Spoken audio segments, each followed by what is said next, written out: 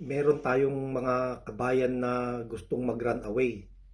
Hindi pa sila umaalis, hindi pa sila tumatakas, mayabang na. Akala nila porque pag nagpunta sila sa ibang bansa, gaya sa Poland, ay kikita na sila ng malaki doon.